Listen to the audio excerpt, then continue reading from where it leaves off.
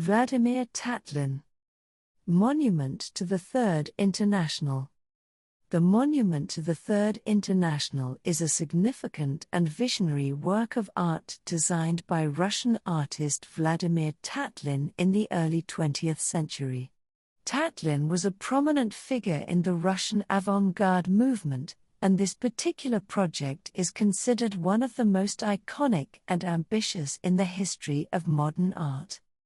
Tatlin created the monument in 1919 to 1920, during the aftermath of the Russian Revolution of 1917. The monument was intended to be a symbol of the new Soviet state and its revolutionary ideals. Tatlin's design was a colossal and dynamic structure that combined elements of architecture and sculpture, reflecting the spirit of the time and the aspirations of the emerging Soviet regime.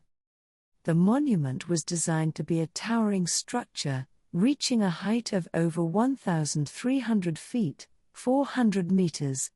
It was meant to be taller than the Eiffel Tower and the Empire State Building.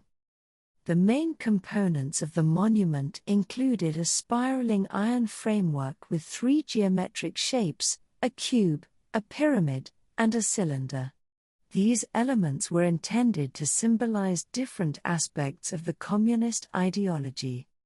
The rotating sections of the tower were meant to complete a full rotation in different time intervals, with the cube rotating annually, the pyramid monthly, and the cylinder daily. The cube was designed to house the administrative offices of the Communist International, representing stability and long-term planning. The pyramid was meant to serve as a space for meetings and conferences, symbolizing the revolutionary fervor and dynamic nature of the movement. The cylinder, rotating on a daily basis, was intended to house a radio station and a newspaper office, featuring a continuous helix with news and images projected onto its surface. Tatlin proposed the use of modern materials, primarily iron and glass. The iron structure was to be a framework supporting the various rotating elements, while glass was intended to cover the surfaces, providing transparency and a sense of lightness. The design aligned with the ideals of the Russian Revolution and the emerging Soviet state. The combination of geometric shapes and the dynamic movement of the rotating elements was meant to represent the transition from the old order to the new socialist society. However, due to a combination of technical challenges, financial constraints, and changing political priorities, the monument was never constructed on the scale envisioned by Tatlin.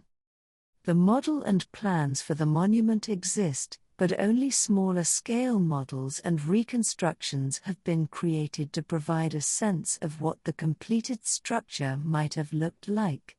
Nowadays, there are models of the tower at the Modern Museum in Stockholm, Sweden, at Tretyakov Gallery in Moscow, and at the National Museum of Modern Art at the Centre Georges Pompidou in Paris.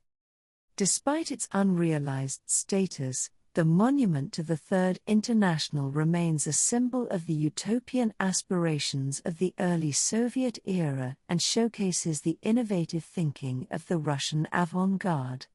The design has had a lasting impact on the history of art and architecture, influencing subsequent generations of artists and architects. Tatlin's vision continues to be studied and admired for its revolutionary spirit and its attempt to blend art, architecture, and ideology in a monumental expression of a new social order.